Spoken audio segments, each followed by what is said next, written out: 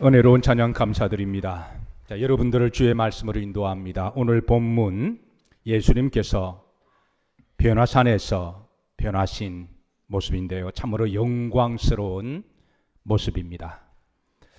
사랑하는 성도 여러분, 이곳이 여러분들에게 있어서 변화산이 되기를 주의 이름으로 축복합니다.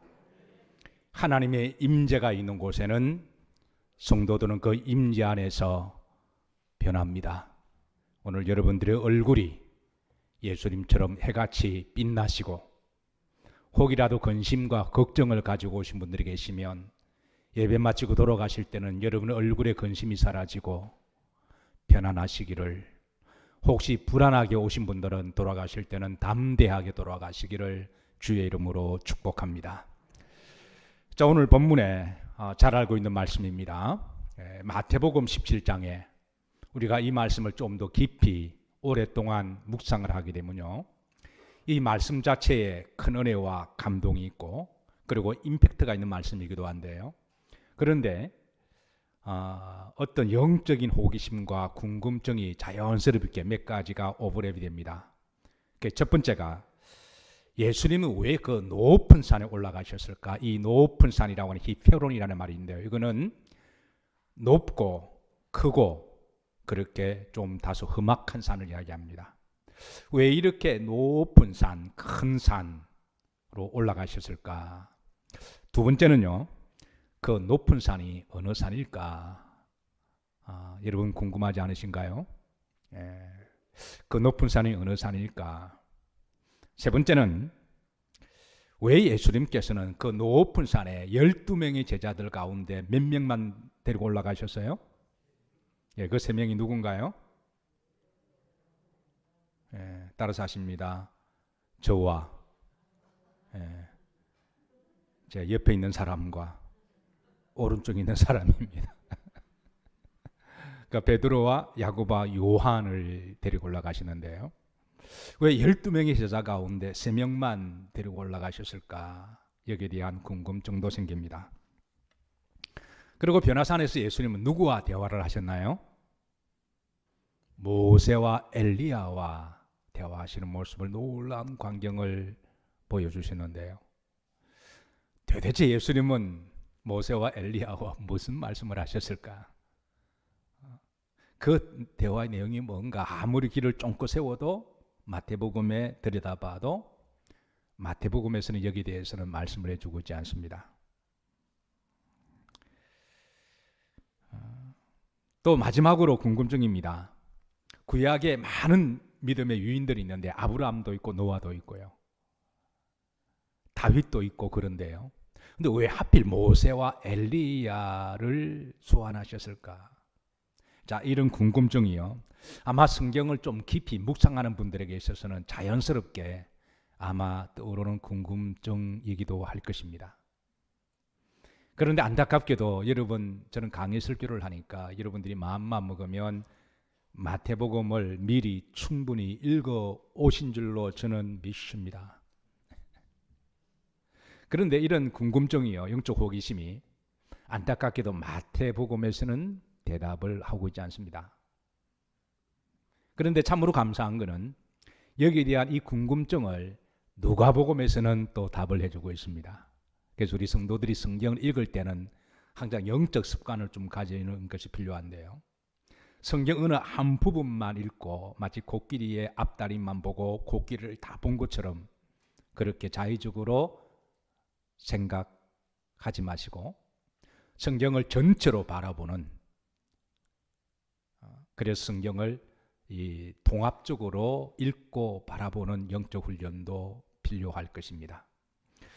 어쨌든 여러분들 오늘 주의 말씀을 인도합니다. 마태복음 17장 1절입니다. 자, 여기에 먼저 시간 정보를 주고 있습니다. 엿새 후에라고 하는 것은, 첫 번째는 가이사랴 빌립보 지역에서 지난 엿새 후를 이야기를 합니다. 그리고 엿새 후는 이 안식일을 이야기하는데요, 이게 히브리인들의 시간을 계산하는 방식이 안식일 기점으로 해서 안식 후 첫날, 둘째 날 이렇게 하다 보니까 이제 변화산에서는 안식일, 지금으로 말하면 성일로 그렇게 생각하시면 됩니다. 자, 어쨌든 주님께서는 후렴지를 보십시다. 어느 산에 올라가셨더니 높은 산에 올라가셨더니 이 높은 산이 여러분 어느 산일까요? 자, 지도 한번 보도록 하십니다. 자, 주님께서는 이제 이 변화산에 가시기 전에 가이사라 빌립보 지역에서 그 놀라운 제자들과 대화를 나누셨죠. 사람들이 인자를 너희들은 나를 누구로 하느냐. 이때 베드로가 주는 그리스도시요 살아계신 하나님의 아들이십니다. 그러면서 예수님은 바요나심으로 내가 참으로 복이 있도다 하시면서 예수님께서 자기가 메시아이심을 공개적으로 이제는 커밍아웃을 하셨어요.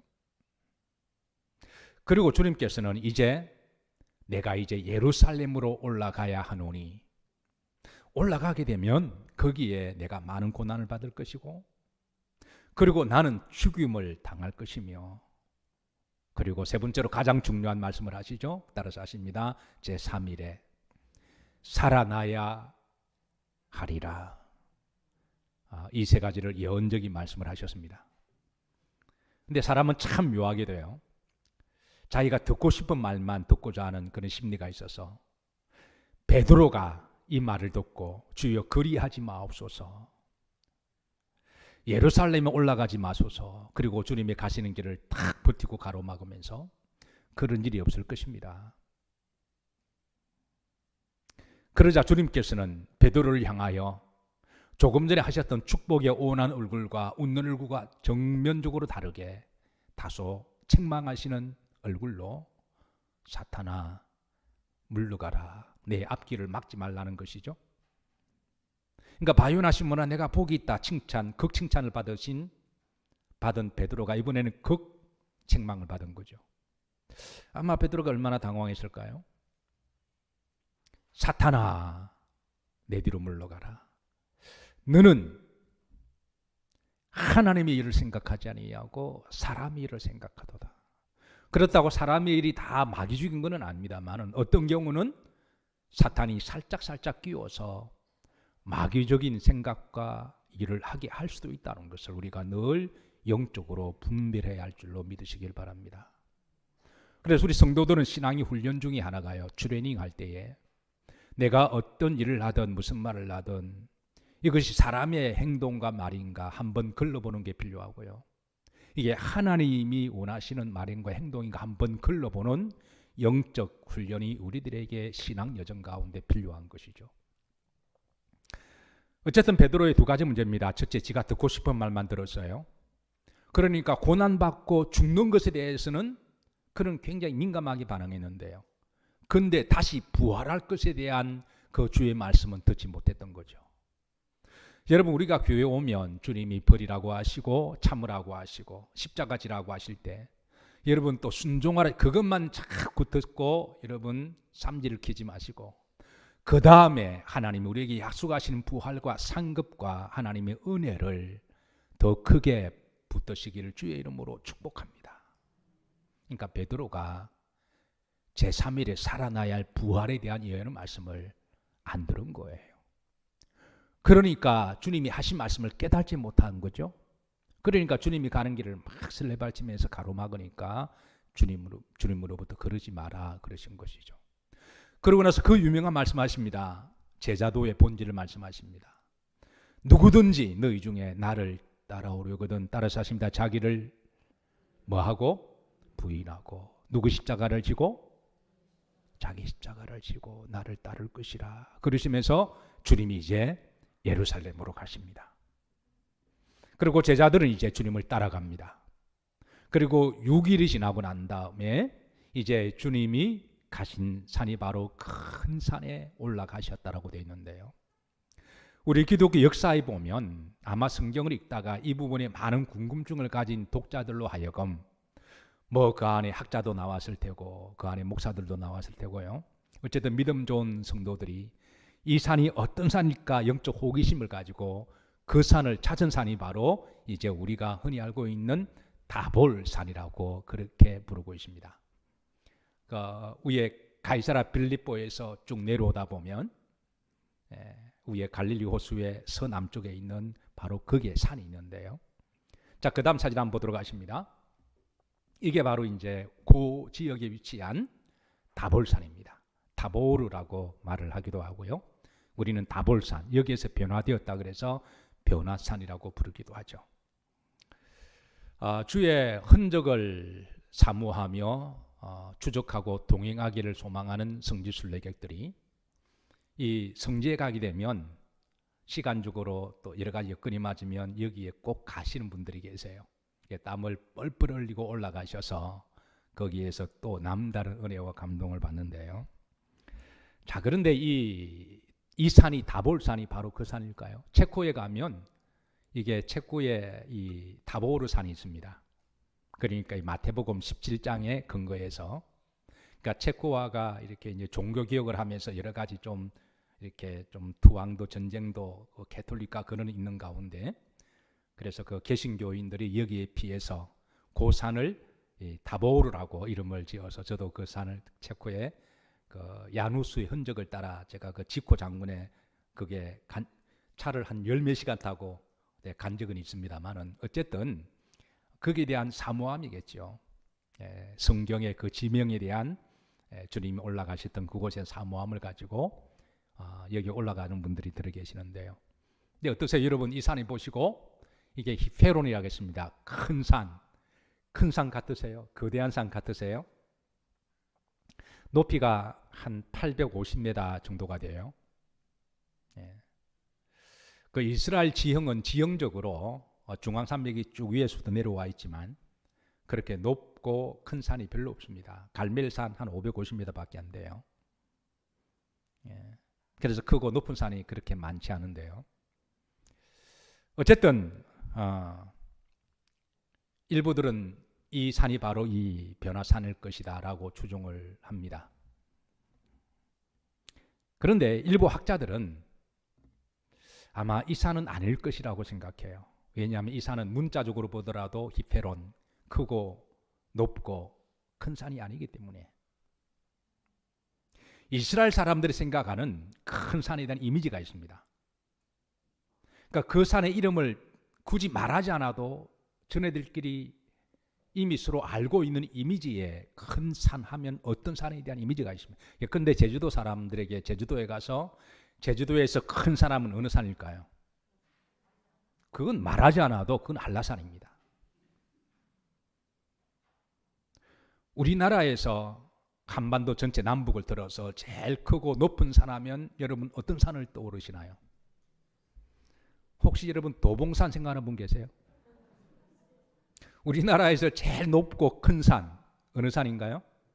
그건 백두산이에요. 이스라엘 사람들에게 있어서 제일 크고 높은 산은 헐몬산입니다. 그건 말하지 않아도 그건 서로 알고 있는 산들이에요. 크고 험한 산. 한때 헐몬산의 높이가 얼마나 될까 외웠는데 자꾸 잊어버려요. 그래서 몇 번 암송하다가 제가 헐몬산의 높이가 백두산의 높이와 비슷하더군요. 2850m 정도가 돼요. 그때로부터 제가 잊어버리지 않습니다.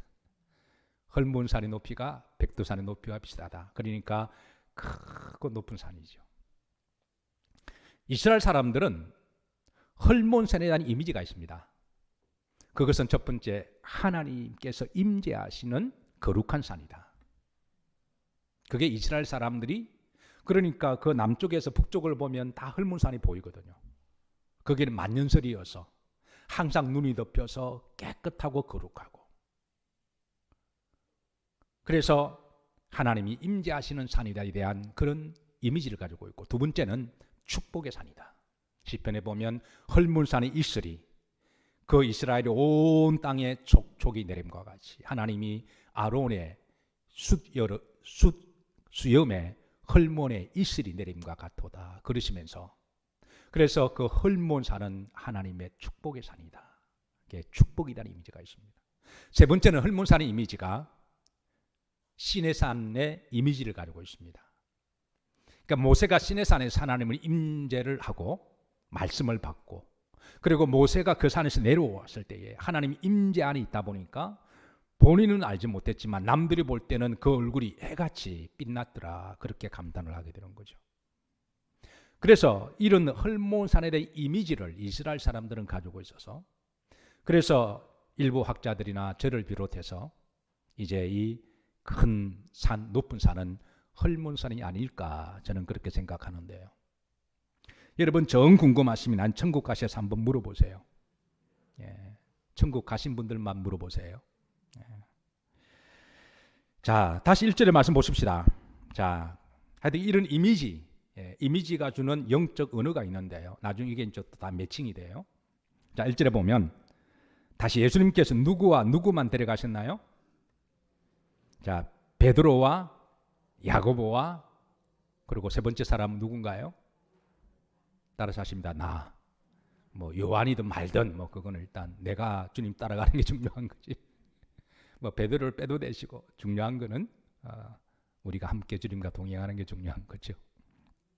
근데 또 흥미로운 게 있습니다. 왜 이 세 사람만 데리고 가셨을까? 아니 다른 제자들은 차별하시는 하나님이신가? 그래서 전통적으로 한국교회 목사님들이 이 부분에 대해서는 이렇게 많이 설교들을 하세요. 세 사람이 제자들 가운데 믿음이 제일 좋았다. 믿음 좋은 세 제자들만 데리고 올라갔다. 예, 이 아멘 하면 좀 곤란해요. 예. 근데 이렇게 하면 또 한쪽에서 이를 제기합니다. 그러면 예수님은 차별하시는 하나님이신가? 이렇게 대하면 답이 없어요. 하나님의 속성은 항상 정의롭고 공평하신 하나님이십니다. 하나님은 그 누구도 차별하지 하시는 하나님이 아니세요. 재밌는 거는요, 예수님 당시에 이거 헬라의 교육법과 로마 시대의 그 교육법이 그대로 이어져 오는데요, 고대에서는 스승과 학생들 사이에 내려오는 가르침에 대한 예법이 있었습니다. 일종의 면허기도 하고요, 일종의 상식이고 불문율인데요, 스승은 자기들에게 배우고자 하는 학생들은 누구든지 받아줘야 될 의무가 있었습니다. 왜냐하면 스승은 진리를 가르치는 데 있어서는 차별해서는 안 된다고 하는 스승의 자격이 있기 때문에 그렇습니다. 이거는 기본적으로 스승의 자격, 이거는 플라톤이든 아리스토텔레스든 간에 진리를 먼저 깨닫고 찾은 사람은 진리를 구하고자 하는 구도자들에게 차별해서 받아서는 안 된다고 하는 것이죠. 두 번째는 가르칠 때도 차별해서 가르치면 안 된다라는 거예요. 모두가 다 공평하게 가르쳐주고, 이게 이제 스승의 책무였고요. 그러면 제자들의 그 예법은, 스승으로부터 배우는 예법은 뭐냐? 첫 번째는 스승이 가르쳐 줄 때는 각자가 그것을 잘 배우는 겁니다. 지식적으로 배우고, 두 번째는 그 가르치는 대로 그렇게 행동하는 것. 여기에 대한 선택권은 철저하게 제자들에게 있다라는 거예요. 스승은 가르쳤고 제자들은 그것을 내가 받아들일 건지 행동할 것인지 그에 대한 선택은 누구들에게 있다? 학생들에게 있다라는 거예요. 그리고 세 번째, 그 결론은, 책임은 누가 지는다? 학생이 지는 겁니다. 그래서 주님께서는 이런 당시의 스승과 이걸 랍비의 가르침도 똑같습니다. 히브리인들의 랍비의 가르침에 있어서도 누구든지 배우고자 하는 아이들을 돈이 없다고, 머리가 나쁘다고 이거를 차별해서 돌려보내면 안 된다고 하는 랍비의 규율이 있습니다. 누구든지 받아줘야 돼요. 그리고 공평하게 진리를 가르쳐 주고요. 그러나 거기에 대한 배움은 각자의 선택입니다. 그리고 책임은 본인이 지는 겁니다. 자, 그렇다면 오늘 주님께서 12제자들 가운데 누구든지 나를 따라, 그러니까 누구든지 주님을 따라올 수 있습니다. 주님은 모든 사람들에게 공평한 복음을 전하셨습니다. 차별을 하지 않으셨어요. 높은 산에 올라가실 때 누구든지 올라갈 수가 있지만, 그래 여기 대해서 선택한 것은 제자들의 몫이라고 하는 것이죠. 아마 나머지 9명의 제자들은 아마 주님을 따라간다고 하는 게 피곤하고 힘든 일이라고 생각했을 거예요. 왜 안 그랬을까요? 우리가 주님을, 누구든지 나를 따라오는, 자기를 부인한 육신적인 어떤 소욕을, 이거를 자신과 싸우고 피 흘리까지 싸우고 이거를 버리고 자기 십자가를 지고, 내가 십자가를 지고 주님을 쫓아가는 이거 쉬운 일이 아니잖아요. 그래서 나머지 9명의 제자들은 주님을 따라간다고 하는 게 심리적으로도 버거운 일이고 육체적으로도 이게 힘든 일이니까 주님, 우리는 여기서 그냥 좀 쉬도록 할게요. 제가 너무 피곤하고 힘들어서. 주님은 억지로 저들을 데려가지 아니하시고 주님을 따라가고자 하는 세 사람을 데리고 올라가시는데요. 사실 우리가 신앙이 이 정도 그렇습니다. 우리가 예수님을 따라가는 게 왜 힘들까요? 그것은 우리가 자기를 부인하는 일이 힘들고 자기 십자가를 지고 내가 지금 살아가는 것도 버겁고 힘든데, 그래서 충분한 이유가 됩니다. 그래서 많은 사람들이 내가 좀 쉬겠습니다. 아마 그러면 이해는 되지만, 그러나 그렇다고 해서 우리가 주님의 따라가는 제자도가 되는가 하고도 다른 문제라는 거예요. 충분히 이해가 되어서 주님은 그래 그럼 그렇게 하렴, 그렇지만 왜 주님 억지로 하지 않으시니까. 그렇다고 억지로 끌고 갈 수 없잖아요. 그렇게 하렴 그러시지만, 그러나 주님이 힘들고 어려워도 주님을 따라 올라가시기를 주의 이름으로 축복합니다. 왜냐하면 내 육신적인 것을 부인하며 영적인 것을 얻습니다. 내가 십자가 지고 가면 나중에는 부활을 얻습니다. 9명의 제자들은요, 변화산에서 무슨 일이 일어나는지 전혀 알지 못합니다. 주님의 놀라운 모습을 보지도 못했고요. 그런데 힘들게 따라 올라간 3명의 제자들은 거기에서 또 놀라운 광경을 보고 주님의 은혜를 체험하고 영적인 부흥회를 경험하게 되는 거죠. 자, 산에 올라가신 목적입니다. 왜 주님은 그 높은 산에 올라가셨을까요? 마태복음에는 여기에 대한 답이 없어요. 마치 숨겨놓은 것 같습니다. 근데 누가복음에는 여기에 대해서 답이 있으세요. 그래서 성경을 우리가 볼 때는 항상 쪽복음만 보지 말고 전체를 보는 훈련을 해야 된다는 거죠. 자, 누가복음 9장 28절입니다. 후렴절입니다. 베드로와 요한과 야고보를 데리고 뭐 하시러 산에 올라가사 기도하러 올라가셨다라는 거예요. 그 높은 산에 왜 올라갔느냐? 여러분, 교회가 영적으로 높은 곳입니다. 한 주간 세상에 살다가 교회에 온다고 하는 것 사실 쉬운 문제가 아니죠. 그러나 우리가 교회 오는 목적이 분명하게 2가지가 있습니다. 첫 번째는 예배입니다.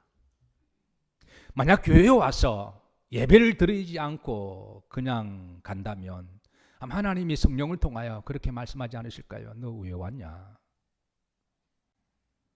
두 번째는 주님은 내 집은 기도하는 집이라 말씀하셨죠. 교회는 기도하는 곳입니다. 여러분, 교회 오셔서 예배 잘 들으시고 집에 가시기 전에 여러분 기도하시고 돌아가시기를 주의 이름으로 축복합니다. 물론 우리 교회 예배는 조금이라도 기도를 좀 더 하기 위한 훈련으로 예배 시간에 잠깐 2, 3분 정도 기도하는 타이밍이 있기는 하지만, 그러나 여러분 예배가 끝나고 우리 교회가 여러 공간들이 많이 있잖아요. 또 예배 시간 새벽 예배도 있고 금요 심야도 있고, 어쨌든 그냥 예배 끝났다고 축도하기 전에 그냥 가지 마시고, 제가 눈 감고 축도하기 전에 누가 가는지를 모릅니다만은 혹시 가더라도 시험 들지 마시기를. 여러분, 기도를 좀 하시고 돌아가시기를 주의 이름으로 축복합니다. 그게 좋습니다.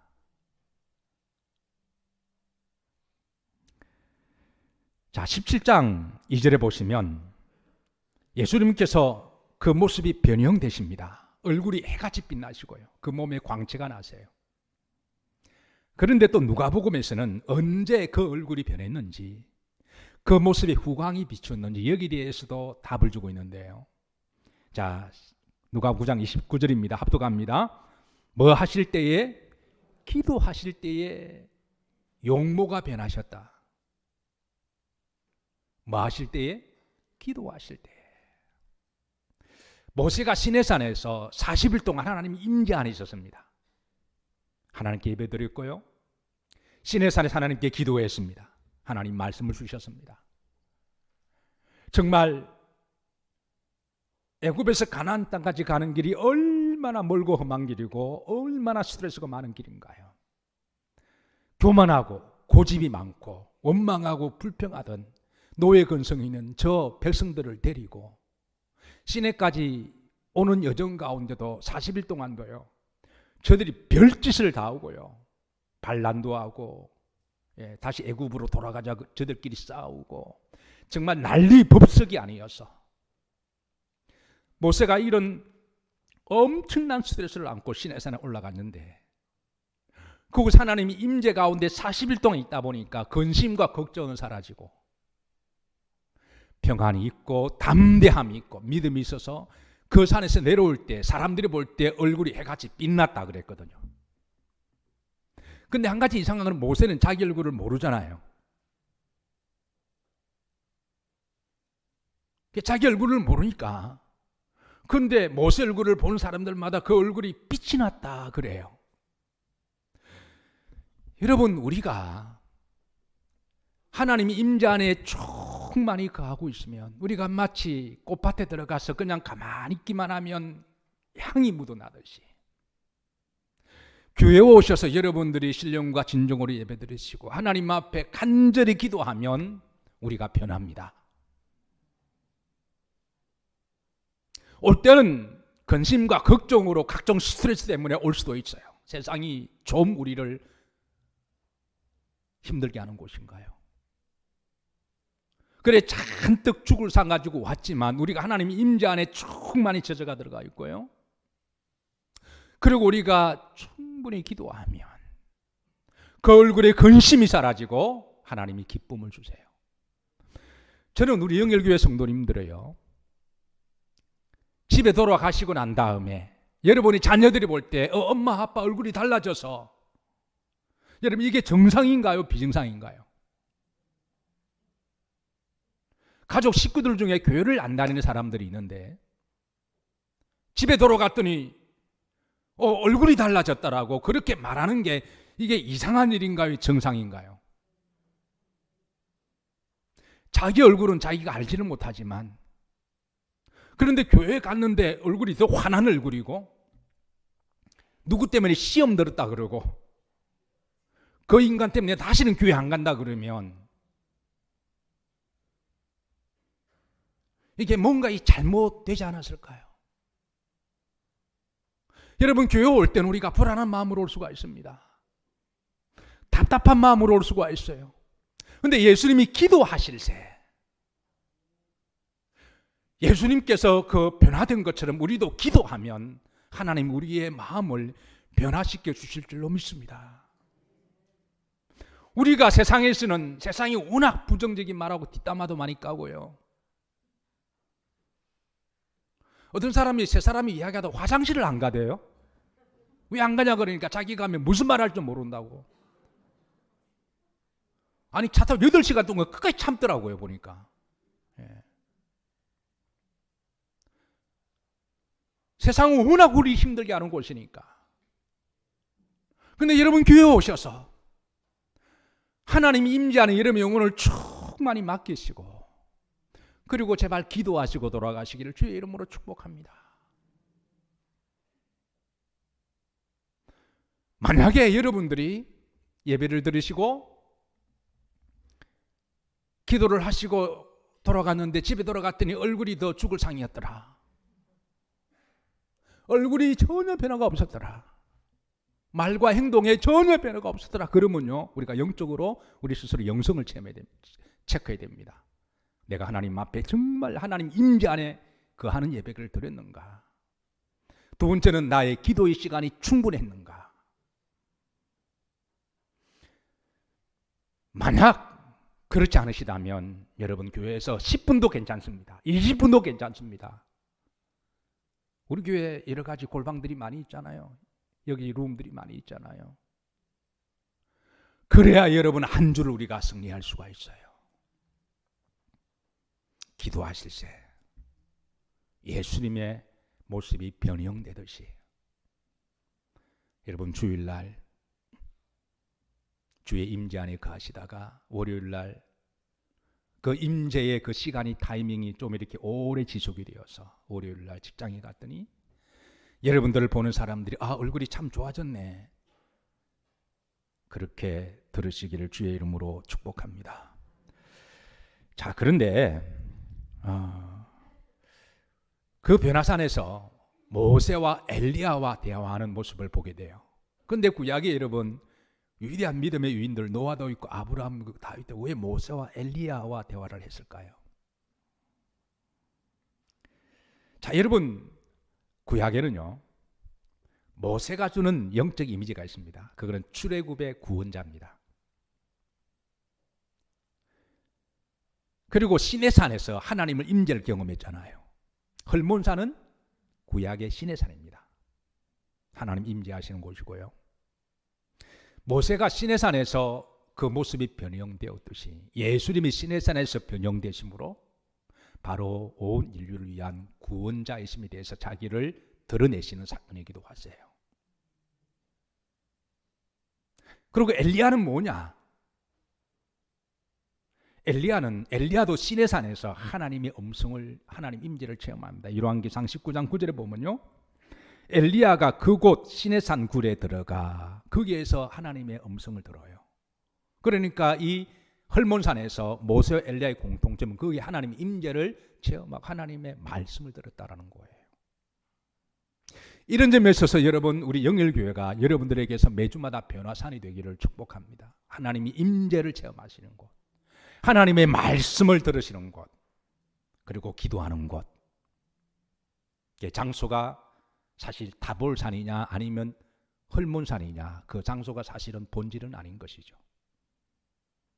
두 번째, 엘리야 하면 말라기에 보면 예언적인 말씀이 있는데요, 메시아가 오기 전에 하나님은 이 메시아의 길을 예비하는 한 엘리야와 같은 선지자를 보내실 것인데, 사실 엘리야는 아브라함이나 다윗처럼 위대한 그런 대단한 사람은 아니죠.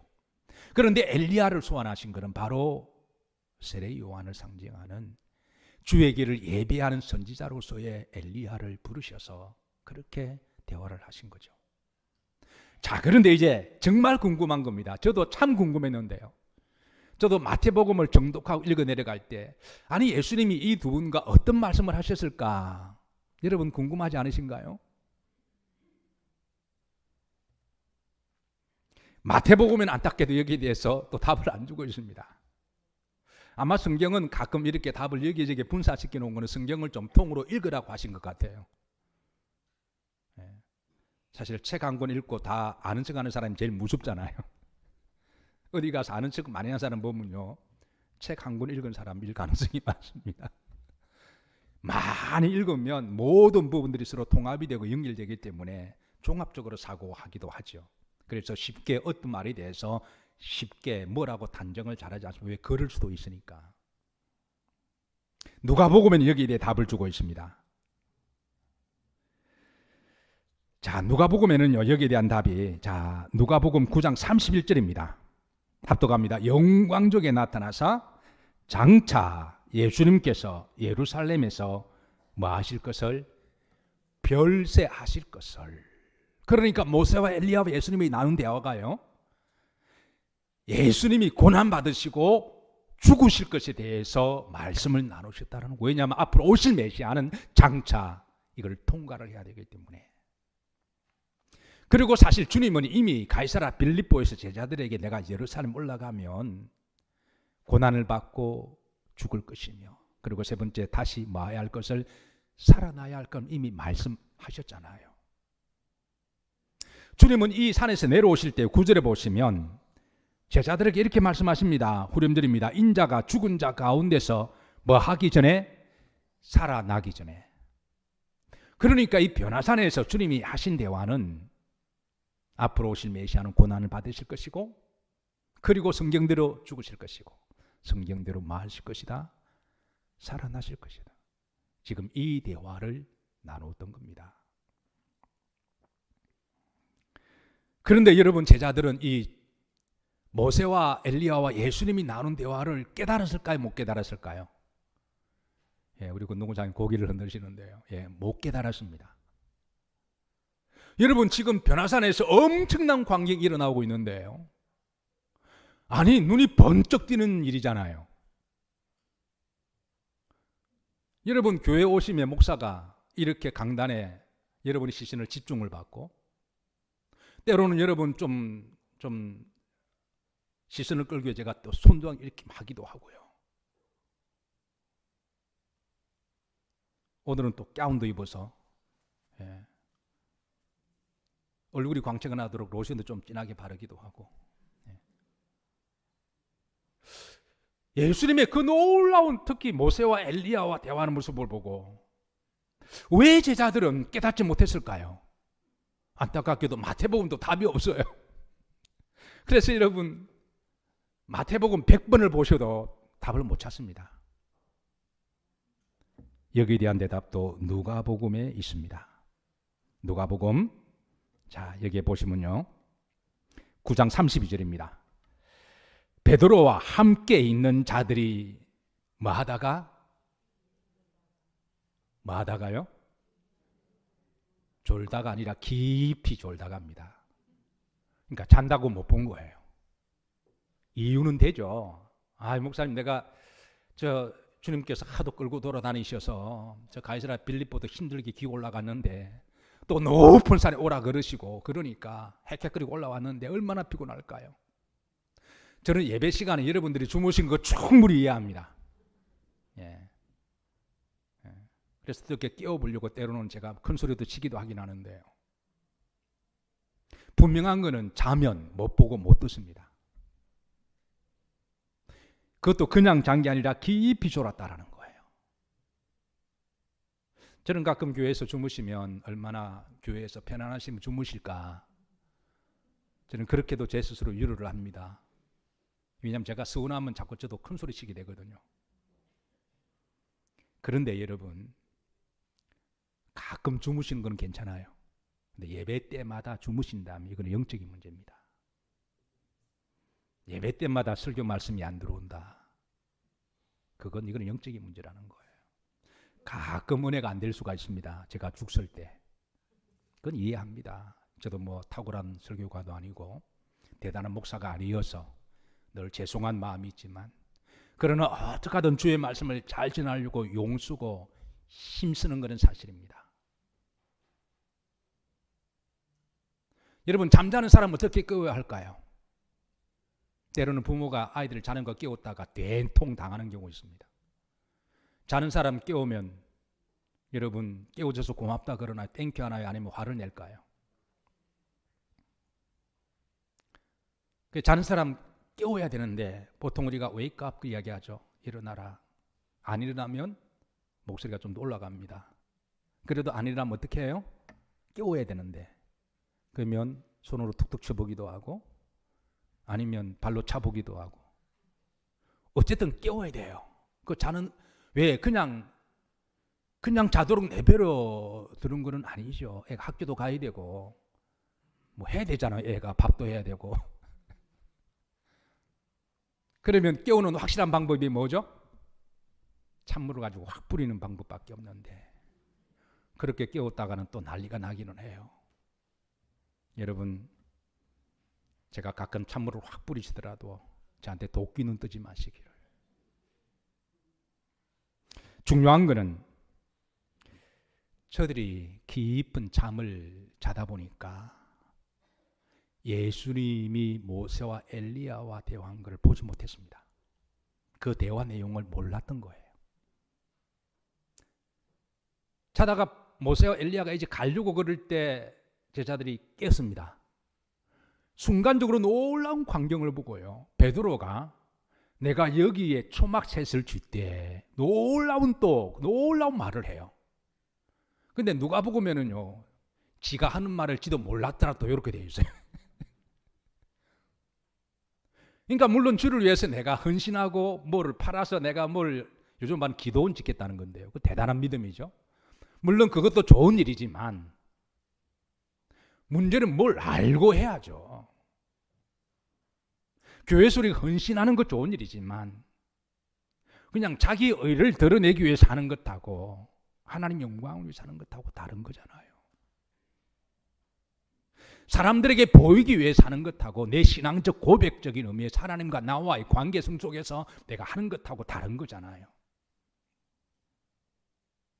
베드로가 지가 무슨 말 하는지도 모르고 내가 여기에 초박셋을 칠 때 하나는 주를 위하여, 하나는 엘리야를 위하여, 멋있는 말이기는 하지만 우리가 이제 다음번에 말씀 볼 때는요, 베드로가 이 말을 하고 지도 지가 무슨 말하는지를 몰랐더라 이렇게 되어 있습니다. 여러분 교회에서 영적으로 잠자면요, 목사가 무슨 설교하는지 모릅니다. 그리고 나중에 딴소리해요. 그래서 주님께서는 일관적으로 깨어있으라라는 말씀을 반복하십니다.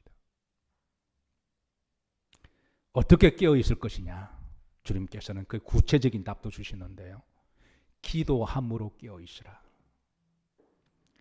마태복음 24장 43절입니다. 후문절에 보시면 42절에도 그러므로 깨어있으라, 46절에도 깨어있으라 그랬습니다. 그러면서 누가복음 21장 30절에 보시면 자, 후렴절에 항상 기도하며 깨어있으라. 그러니까 우리가 영적인 잠에서 깨어나는 길은 여러분 다른 방법이 없어요. 목사가 다른 방법이 있다면 얼마나 좋을까요? 다윗도 자신이 사망의 잠에 자지 않을까 두려워하며 기도했거든요. 세상은 우리를 영적으로 잠재우는 곳입니다. 수면제를 먹이고 세상이 취하게 만들어서 몽롱하게 살다가 멍 때리고 살다가 교회 와서도 우리를 자꾸 잠재워요. 그런데 우리가 여러분 영적으로 잠자면 이 그냥 내버려 두면요, 이거 깨우지 않으면 나중에 진짜 사망의 잠에 빠집니다. 진짜 영적인 우울증이 찾아오고요, 이게 나중에는 답이 없어요. 그런데 주님은 육신적으로 잠을 자고 사망의 잠에 점점 취해간 이들을 향하여 깨우기 위해서 뭐 하라 그러세요? 기도하라 그러시잖아요. 목사도 할 말은 잠을 자고 있는 성도들에게, 만약에 잠자는 사람에게 초콜릿을 사주어서 깨어날 수가 있다면, 찬물을 뿌려서 깨어나게 할 수가 있다면,